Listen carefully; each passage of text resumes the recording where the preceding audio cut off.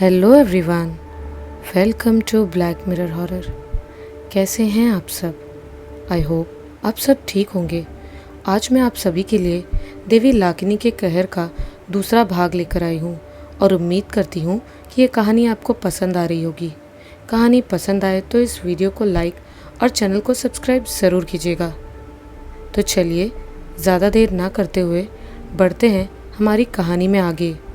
मगर इससे पहले अगर आपने इस कहानी का पिछला भाग नहीं सुना है तो लिंक डिस्क्रिप्शन में है, उसे सुन ले, वरना आपको आगे की कहानी नहीं समझ में आएगी। इस कहानी के लेखक हैं राहुल हल्दर जी। तो जैसा कि हमने पिछले भाग में सुना था, किस तरह एक पागल आदमी ने एक बहुत ही कीमती मूर्ति किसी पर्यटक को दी और फिर बिना पैसे लिए वहाँ से भागकर चला गया। अब जानेंगे कि क्या वो मूर्ति नॉर्मल थी या वो मूर्ति कोई रहस्यमय मूर्ति थी, और क्या वो आदमी सच में पागल था या फिर वो कोई ढोंग रच रहा था और बस उस मूर्ति से अपना पीछा छुड़ाना चाहता था। तो आइए जानते हैं इस कहानी में आगे कि क्या हुआ। 1812 ईस्वी। पूर्व तरफ से आसमान सफ़ेद हो रहा है। यशभद्र नालंदा बस्ती से बहुत ही दूर चला आया है। नालंदा महाविहार के आसपास के गांव में रुकने का उसने पागलपन नहीं किया। ओतंदपुरी व विक्रमशिला महाविहार में भी जाकर कोई लाभ नहीं है। वहाँ पर भी उसे प्रवेश नहीं मिलेगा, क्योंकि इन दो महाविहार के साथ नालंदा महाविहार का एक घनिष्ठ संबंध है। इसीलिए अब यशभद्र की यात्रा उद्देश्यहीन है। कहीं रुकने की एक जगह खोजना ही अब उसके लिए ज़रूरी कार्य है। अपमान व क्रोध से उसका सिर गर्म हो गया है। बाल्यावस्था से ही नालंदा महाविहार की चार दीवारों के अंदर रहने के कारण इन रास्तों को ये मासूम बौद्ध भिक्षुक नहीं पहचानता। जिस रास्ते पर वो आगे बढ़ रहा है उस रास्ते पर ज़्यादा गांव भी नहीं है।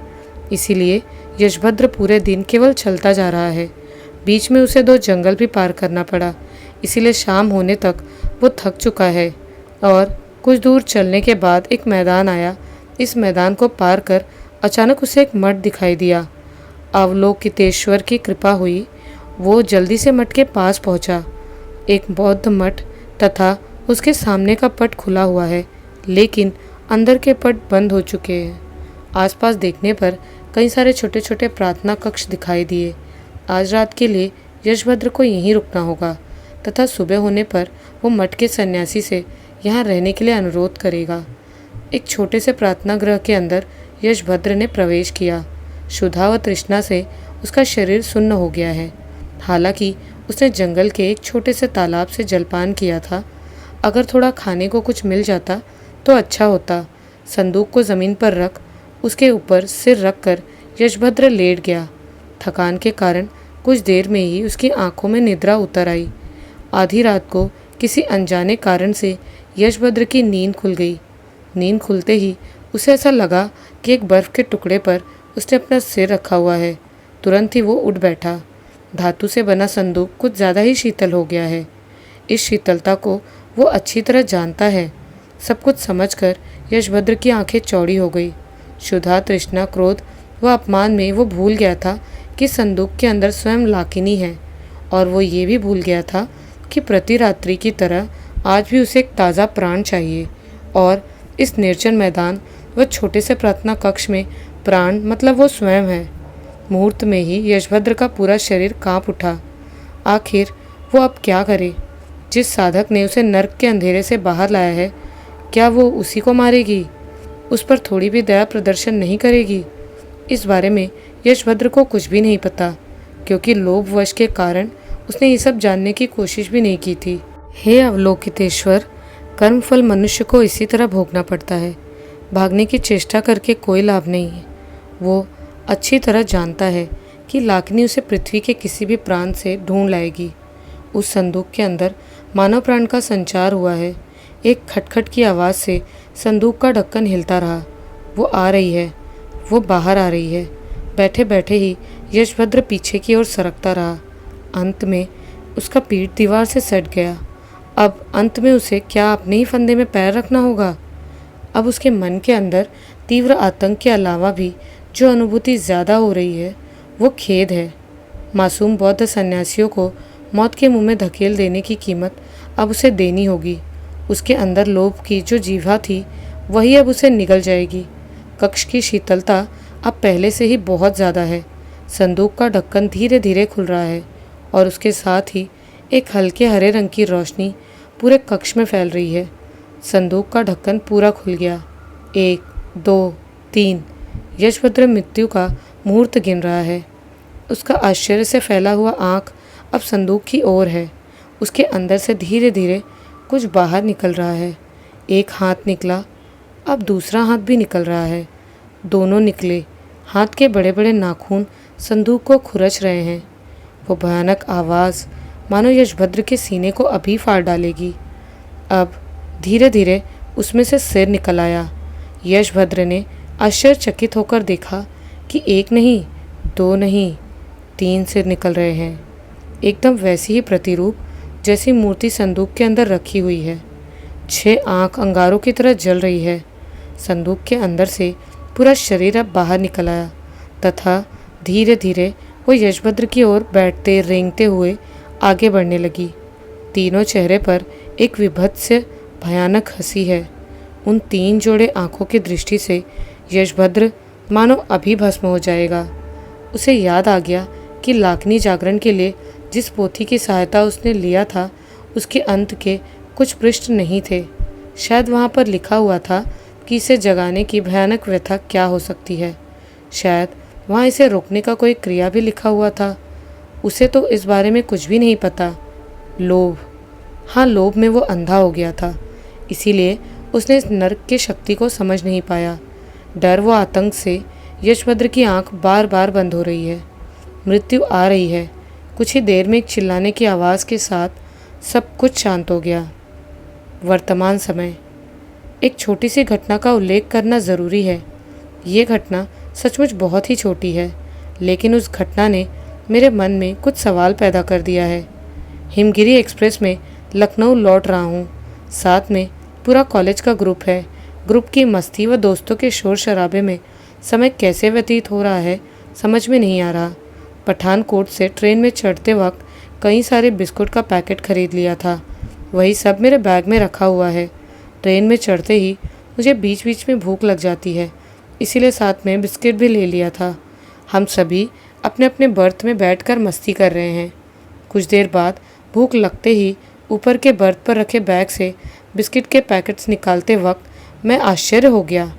जैसे ही मैंने बैग के जिप को खोलकर हाथ डाला, उसी वक्त मुझे ऐसा लगा कि एक रेफ्रिजरेटर को खोलकर डीप फ्रीज के अंदर आइस बॉक्स पर हाथ रख दिया है। तुरंत ही मैंने अपना हाथ बाहर निकाल लिया। बैग का अंदरूनी हिस्सा किसी बर्फ़ की तरह ठंडा हो गया है। अप्रैल का महीना पहाड़ से बहुत देर पहले नीचे उतर आया था। इस गर्मी में बैग के अंदर इतनी ठंड बहुत ही विचित्र बात है। शायद मन का कोई वहम हो, इसीलिए फिर हाथ डाला।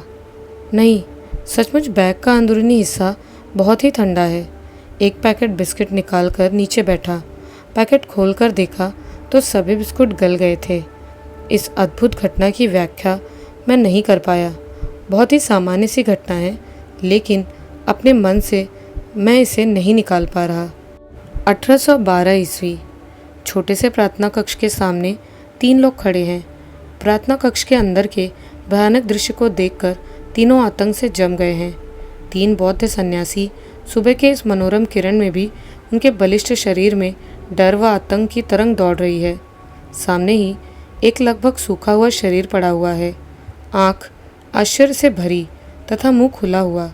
मस्तक व पहनावे को देखकर समझा जा सकता है कि बौद्ध धर्म से जुड़ा हुआ है। मृत शरीर से कुछ दूरी पर एक संदूक है तथा उसका ढक्कन खुला हुआ है। उन तीनों में उम्र में जो प्रवीण है उनका नाम प्रशांत गुप्त है। उन्होंने ही आतंक की शांति को भंग किया। बाकी दोनों में से एक को इशारा करते हुए बोले, जाकर देखिए तो उस संदूक के अंदर क्या है। संदूक के अंदर से जो वस्तु उन्होंने लाकर प्रशांत के हाथ में दिया, उसे देखते ही उनका पूरा शरीर कांप गया। बाकी दोनों का उस वस्तु के बारे में कोई ज्ञान नहीं है। वो दोनों कौतूहल नज़रों से प्रशांत गुप्त की ओर देखते रहे। क्या हुआ आपको भंते? आखिर वो क्या है? प्रशांत गुप्त के होठ काँप रहे हैं। ठीक वही जैसा वज्राचार्य से सुना था। ये ठीक उसी तरह की मूर्ति है। ये मूर्ति निगम्मा संप्रदाय की आराध्या एक भयानक अपदेवी है। हिमालय की तराई देशों में बहुत ही गुप्त रूप से इनकी आराधना की जाती है, लेकिन इस देश में भी कोई कर रहा है, ये मैंने पहली बार देखा। प्रशांत गुप्त के माथे पर बिंदु बिंदु स्वेद दिखाई दिया। बाकी दोनों सन्यासी के आंखों में आतंक स्पष्ट है। भंते, फिर अब क्या किया जाए? स्वयं वज्राचार्य तो किसी कार्यवश मठ के बाहर गए हैं। हम सभी अवलोकितेश्वरा के उपासक हैं। इस मठ में किसी का क्षति हम होने नहीं देंगे। वज्राचार्य की अनुपस्थिति में इस मठ की रक्षा करने का दायित्व हमारे ऊपर ही है। पहले इस मृत शरीर का गुप्त रूप से शीघ्र ही अंतिम संस्कार की व्यवस्था करो, और सावधान, किसी भी सन्यासी को इस बारे में पता नहीं चलना चाहिए, अन्यथा चारों तरफ आतंक फैल जाएगा। इसके बाद आप दोनों मुझसे पाताल कक्ष में रात को मिलेंगे। मैं जितना जानता हूँ उसी विद्या का प्रयोग करूँगा। एक विशेष चक्र क्रिया के माध्यम से इस देवी को रोकना होगा, अन्यथा सभी को इसी तरह मृत्यु प्राप्त होगी। अवलोकितेश्वर का विशाल रूप देवता सिंहनाद की आराधना करूँगा। वो ही इस भयानक शक्ति से लड़ सकते हैं। हे अवलोकितेश्वर, आप मुझे शक्ति दीजिए। कहने के बाद हाथ की मुट्ठी में पकड़े जप माला को प्रशांत गुप्त ने अपने माथे पर लगाया। गुप्त पाताल कक्ष के अंदर चारों तरफ अंधेरा फैला हुआ है। पूरे कक्ष में केवल 3 दीपक जल रहे हैं। वो सभी एक बड़े से वृत्त के अंदर बने एक षटभुज आकृति के 3 कोनों पर रखे हुए हैं। बाकी 3 कोनों पर 3 कठोर शरीर बैठे हुए हैं। प्रत्येक के हाथ में एक जप माला है जो घूमता जा रहा है, तथा साथ ही मंत्र पाठ भी चल रहा है। वृत्त के एकदम मध्य में संदूक से प्राप्त लाकिनी मूर्ति को रखा गया है। 3 लाख जप समाप्त होने में और कुछ ही समय बाकी है। इसके बाद ही इस भयानक शक्ति का खेल समाप्त हो जाएगा। अचानक ही बंद पाताल कक्ष के अंदर साए साए करता हुआ शीतल हवा इधर से उधर निकल रहा है। उस हवा ने तीनों के हड्डी को कपा दिया था। हवा के झोंकों से तीनों दीपक बुझ गए और ज़मीन पर नीले रंग के रेत से बना देवता सिंहनाद का मंडल उड़ गया। किसी अदृश्य शक्ति ने तीनों के हाथ में पकड़े जपमाला को छिन्न भिन्न कर दिया। चारों तरफ अब केवल अंधेरा और एक भयानक शीतल हवा का झोंका है। धीरे धीरे अंधेरे की जगह एक हल्के हरे रंग की रोशनी ने ले ली। पूरे कक्ष में किसी की भयानक हंसी की आवाज़ सुनाई दे रही है। तीनों सन्यासी ने आश्चर्य होकर इधर उधर देखा, पर यहाँ तो कोई भी नहीं है। तो फिर ये हंसी किसकी है? हल्के हरे रंग की रोशनी ने इस अंधेरे को और भी विकराल रूप दे दिया है। अचानक प्रशांत गुप्त की नज़र उस मूर्ति की ओर पड़ी। मूर्ति नहीं, अब वहाँ पर एक नीले रंग का अंधेरा है। उस अंधेरे में एक परछाई बैठी हुई है। उस परछाई के हाथ पैर सभी साधारण मनुष्य के जैसे, लेकिन केवल सिर साधारण मनुष्य के जैसा नहीं है। 1 नहीं, 2 नहीं, उसके 3 सिर हैं। 3 सन्यासी की तरफ 3 जोड़ा आँख प्रबल क्रोध से जल रही है। उन आँखों में प्रतिहिंसा की ज्वाला धधक रही है। किसी एक अदृश्य शक्ति ने उन 3 बौद्ध सन्यासियों को बांध दिया है, इसीलिए भागने के बारे में वो सभी भूल चुके हैं। खड़े होकर वो सभी केवल अपनी मृत्यु की प्रतीक्षा कर रहे हैं। इसके बाद उन 3 बौद्ध सन्यासियों का मुंह खुल गया तथा हवा की तरह साए साए करके तीनों सिर ने 3 सन्यासी के प्राण शक्ति को चूसने लगी। रक्त मांस सब कुछ धीरे धीरे चूस कर अब केवल सन्यासियों का नीला शरीर दिखने लगा। वो तीनों लाकिनी को रोकने में असफल रहे। कुछ देर में ही 3 शरीर 3 तरफ छिटक कर ज़मीन पर गिर पड़े। अब 3 सिर वाला शरीर उठ खड़ी हुई। इसके बाद वृत्त के मध्य में रखे पंच धातु की मूर्ति को उठा लिया। फिर मूर्ति के साथ वो न जाने कहाँ गायब हो गई। मठ के बाकी सन्यासी जान भी नहीं पाए कि गुप्त पाताल कक्ष में इन 3 मासूम सन्यासी के साथ क्या हुआ। वर्तमान समय लखनऊ। इतने दिनों के ट्रिप के बाद केवल एक को छोड़ लगभग सभी मेरे घर आने और मुझसे मिलकर खुश हैं। इस वक्त दोपहर का समय है। मैं लंच करके अपने रूम में लेटा हुआ हूँ। मैं सुबह आया हूँ, लेकिन वो अभी तक मुझसे मिलने नहीं आया। हालांकि सुबह मेन गेट खोलकर अंदर आते ही वो मुझ पर कूद पड़ा था। मेरे आने से वो बहुत ही खुश है, ये मैं समझ चुका था, लेकिन केवल उतना ही। इसके बाद से उसका कोई अता पता नहीं। बात कर रहा हूँ रॉकेट की। वो मेरा एकमात्र पालतू डॉग है। मेरे कमरे में वो पूरा दिन लेटा रहता, लेकिन आज वो एक बार के लिए भी मेरे कमरे में नहीं आया। ये बात मुझे बहुत ही अद्भुत लगी। इससे भी आश्चर्य की बात है कि मेरे कमरे के बाहर उसे कई बार इधर उधर घूमते देखा और कई बार बुलाया, लेकिन वो नहीं आया। ऐसा तो वो कभी नहीं करता। मैं तो पहले भी कई बार बाहर घूमने गया हूँ, लेकिन घर लौटने के बाद उसने कभी ऐसा व्यवहार नहीं दिखाया। मैं बिस्तर पर लेटकर ही मैक्लोडगंज में उस अद्भुत आदमी के पास से मिले पंचधातु की मूर्ति को इधर उधर से देख रहा था। कुछ देर देखने के बाद उसे मेरे कमरे के एक जगह पर रख दिया। वहाँ मूर्ति बहुत ही जच रही है। उसी वक्त दरवाजे के पास एक कूं कूं की आवाज़ सुनाई दी। रॉकेट न जाने कब से दरवाजे के पास खड़ा है। मैंने उसे नहीं बुलाया, क्योंकि कमरे के अंदर वो आज आएगा ही नहीं। केवल दरवाजे के पास खड़ा होकर पूँछ हिलाता रहा। अब मैं बिस्तर से उठकर दरवाजे के पास गया। मैं उसे गोद में उठाने ही वाला था कि मुझे आश्चर्य करते हुए वो ज़ोर ज़ोर से रोने के जैसा ऊँ ऊँ करने लगा। प्रिय पशु के ऐसे आचरण से मैं थोड़ा चिंतित हुआ। उसे गोद में उठाकर कमरे में एक कदम अंदर जाते ही उसके चेहरे का रंग बदल गया और वो घुर्राने लगा। उसे कमरे के अंदर ले आया, लेकिन वो ऐसे छटपटा रहा था मानो अभी मेरे चंगुल से भागना चाहता है। भौंकते हुए उसका चेहरा कमरे के एक तरफ ही है। क्या देखकर वो ऐसा कर रहा है मुझे समझ नहीं आया। अचानक रॉकेट ने एक आश्चर्यजनक कार्य किया। उसके गुस्से को कम करने के लिए मैंने जैसे उसके सिर पर हाथ रखा, उसने मेरे हाथ को काट लिया और गोद से कूदकर दौड़ते हुए कमरे से बाहर निकल गया। मैं तो हैरान। बहुत बड़ा घाव नहीं हुआ, लेकिन फिर भी मेरा हाथ खून से लथपथ हो गया। रॉकेट ने मुझे काटा, ये मुझे अब भी विश्वास नहीं हो रहा था। काटने की बात दूर है, आज तक उसने मुझे अपने दांत भी नहीं दिखाए थे। इस घटना ने मेरे दिमाग को सोचने पर मजबूर कर दिया। जो भी हो, लेकिन अभी असली घटना आगे घटने वाली थी। रात को छोटी छोटी घटनाएं मेरे साथ हुई।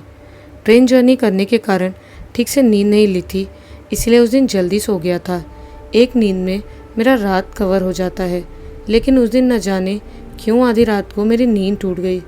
मुझे ऐसा लगा कि बाथरूम जाना ज़रूरी है। बिस्तर से उठते ही मेरा हाथ पैर सिकुड़ गया, क्योंकि कमरे में बहुत ही ज़्यादा ठंड थी। मेरे रूम में एसी नहीं लगा है, ऊपर का फ़ैन घूम रहा है, लेकिन ऐसा लगा कि मानो किसी ने कमरे में बहुत सारी बर्फ़ डाल दी है। क्या हो रहा है कुछ भी समझ नहीं आया। मैं बिस्तर छोड़कर उठ खड़ा हुआ और कांपते कांपते बाथरूम की ओर गया। बाथरूम मेरे कमरे से बाहर है। आश्चर्य की बात यह है कि यह ठंडी हवा का कंपन मेरे कमरे से बाहर नीचे के एक कमरे तक फैला हुआ है। एक खिड़की को खोलकर बाहर की ओर देखा, लेकिन बाहर बरसात नहीं हुई थी। आसमान में चांद साफ साफ दिख रहा है। अचानक ही हमारे आंगन के पास वाले एक पेड़ पर एक कौवा चिल्लाने लगा। पहले एक, फिर धीरे धीरे लगभग 10-15 कौवे तेज़ी से काँव काँव कर घर के चारों तरफ के परिवेश को डरावना बना दिया। आधी रात को कौवे? ज़्यादा नहीं, पर मैं इतना जानता हूँ कि रात को कौवे का चिल्लाना अशुभ होता है। आधी रात को अकेला खड़ा होकर 10-15 कौवे को सुनना कितना भयानक है, ये वर्णन करके नहीं समझाया जा सकता था। ज़्यादा देर में वहाँ पर खड़ा नहीं रह सका और सीधे बाथरूम के अंदर जाकर दरवाजे को बंद कर लिया। कुछ देर बाद ही काँव काँव शांत हो गई। बाथरूम से निकलकर देखा तो फिर से सब कुछ पहले के जैसा था। ठंड कहाँ है? अब तो माथे पर पसीना भी निकलने लगा था। एक बार मुझे लगा कि कहीं मैं सपना तो नहीं देख रहा था, लेकिन कुछ देर पहले ही मैंने अनुभव किया था। उस ठंड ने मेरी हड्डी तक को कँपा दिया था। नींद में लोग कई सारी चीज़ें देखते हैं, ये सुना था, लेकिन क्या सुनते भी हैं? क्या गलत अनुभव भी करते हैं? क्या पता। बाथरूम से लौटकर बिस्तर पर लेटते ही नींद नहीं आई। इधर उधर करके ही कुछ समय बीत गया। कमरे के अंदर की ठंडी और कौवे की आवाज़ को मैं अपने मन से निकाल ही नहीं पा रहा था। एक हल्का घुटन आंखों को बंद होने नहीं दे रही थी। बिस्तर पर कुछ देर इधर उधर करने के बाद अचानक से ऐसा लगा कि इस कमरे में मेरे अलावा भी दूसरा कोई उपस्थित है। उसकी सांस की आवाज़ और पैरों की आवाज़ नहीं सुनाई दे रही थी, लेकिन यहाँ कोई तो है। सिक्स सेंस द्वारा उसे अच्छी तरह अनुभव किया जा सकता है। मैं एक तरफ आंख बंद करके लेटा हुआ हूँ। मुझे ऐसा लगा कि मेरे ठीक पीछे कोई आकर खड़ा है और वो मुझे ही देख रहा है और शायद बहुत धीरे धीरे हंस भी रहा है। आंख बंद करके भी मानो मैं उसके हर एक क्रिया को देख रहा हूँ। धीरे धीरे मैंने अपनी आंख को खोला। मैं कमरे को पूरी तरह अंधेरा करके नहीं सोता, इसीलिए कम वॉट की एक लाइट जल रही है, लेकिन उसका रंग हरा तो नहीं है। फिर पूरा कमरा क्यों इस हल्के हरे रंग की रोशनी से भरा हुआ है? और ठीक उसके बाद ही जो मैंने स्पष्ट देखा वो है, मेरे ठीक सामने ही दीवार पर एक परछाई हिलडोल रही थी। वो परछाई इस हल्के हरे रंग में धीरे धीरे बड़ी होती जा रही थी।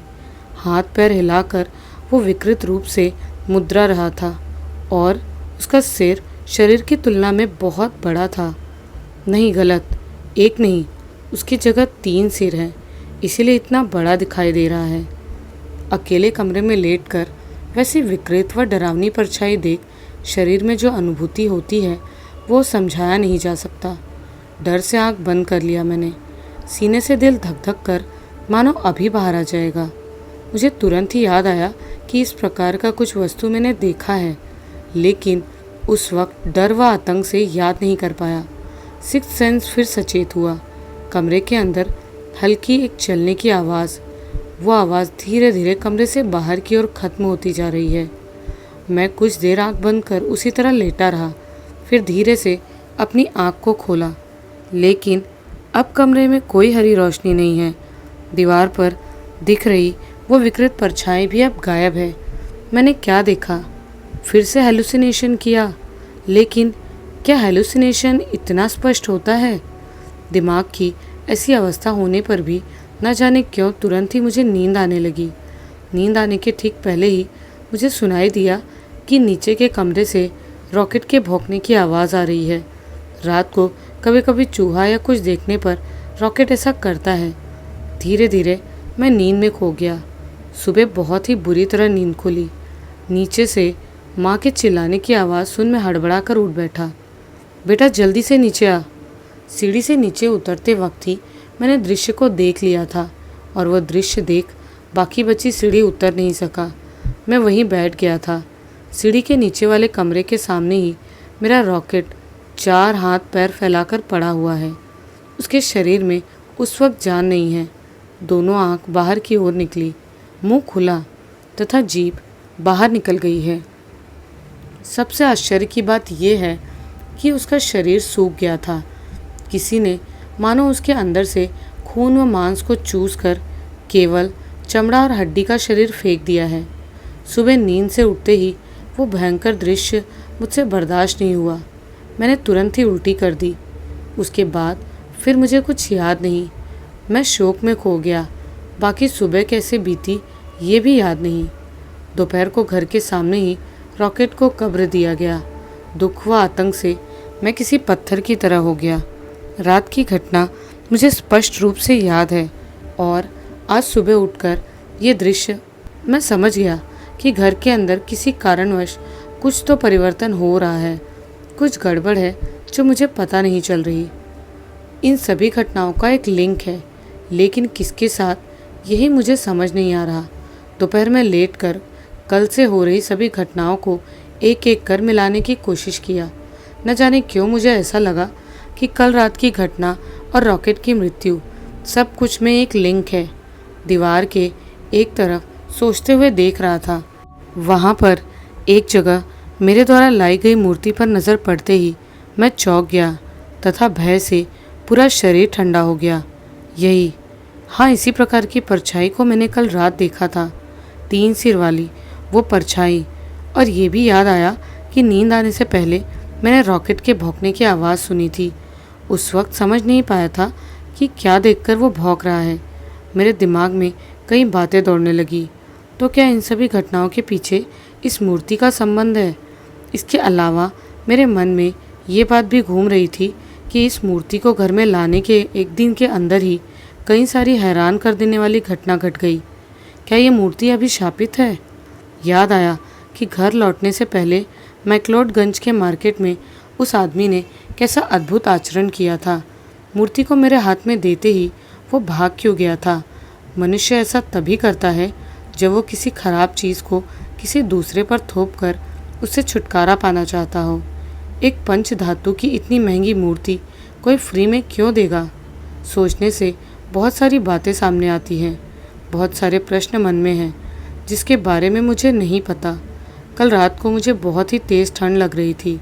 याद आया कि घर लौटते वक्त ट्रेन में भी बैग के अंदर इसी तरह की ठंड मैंने अनुभव की थी। मेरे बैग के अंदर उस वक्त भी ये मूर्ति थी। मेरे कमरे के अंदर भी अब वही मूर्ति है। तो क्या मेरा अंदाज़ा सही है? मूर्ति के साथ ही इन सभी घटनाओं का संबंध है। लेकिन क्यों? पंच धातु की एक सरल मूर्ति के अंदर आखिर ऐसा क्या है? कुछ देर बाद ही मेरे मन ने मुझे समझाया कि ऐसा हो भी सकता है। सब कुछ मेरे अच्छे के लिए ऐसा हो ही नहीं सकता। शायद इस मूर्ति के अंदर कोई अभिशाप हो सकता है। मैं ही पागल था कि इस मूर्ति को उस आदमी से ले लिया। ये सब कुछ मुझे उस वक्त सोचना चाहिए था। उस वक्त एक बार के लिए भी मैंने इन सब बातों को नहीं सोचा। अब मुझे क्या करना चाहिए? क्या मैं किसी दूसरे के हाथ में ये मूर्ति दे दूँ? ठीक वैसे ही जैसे मैक्लोडगंज में उस आदमी ने मेरे हाथ में ये मूर्ति दे दी थी। लेकिन किस शत्रु को मैं ये मूर्ति दूँ? उसके जीवन में भी ये अभिशाप उतर सकता है। मेरी धारणा अगर सही हुई तो ये एक बहुत ही अभिशापित वस्तु है। जिसके पास ये मूर्ति रहेगी उसके साथ भी मेरी तरह घटनाएं होंगी तथा घर में एक या एक से अधिक मृत्यु होगी। नहीं, जानबूझकर मैं ये पाप नहीं कर सकता। लेकिन अगर ये वस्तु मेरे घर में रही तो मुझे झेलना होगा। शायद रात होते ही वो फिर जाग जाएगी और फिर रॉकेट की तरह किसी और को भी। मैंने ही इसे लाया है और मैं ही इसकी कुछ व्यवस्था करूँगा। बहुत सोचकर ठीक किया कि इस मूर्ति को कहीं फेंक दूँगा। आसपास कहीं फेंका नहीं जा सकता। इसे सीधा गोमती में विसर्जन करके आऊँगा। लेकिन क्या इससे पूर्ण समाधान हो जाएगा? देखते हैं, एक बार कोशिश कर ही सकता हूँ। तो क्या लगता है आप सभी को, क्या रॉकेट की मौत इस मूर्ति की वजह से हुई थी? और क्या सच में ये मूर्ति अभिशापित है? अगर ऐसा है तो उसने उस आदमी की जान क्यों नहीं ली? और क्या इस अभिशापित मूर्ति से इतनी आसानी से पीछा छुड़ाया जा सकता है? या अभी बहुत सारे रहस्यों से पर्दा उठने वाला है और ये मूर्ति आगे और कितने लोगों की जान लेगी? ये सब जानेंगे हम इस कहानी के अगले और आखिरी भाग में। तो बहुत जल्दी मिलती हूँ मैं आप सभी से इस कहानी के तीसरे और आखिरी भाग के साथ। जय माँ काली।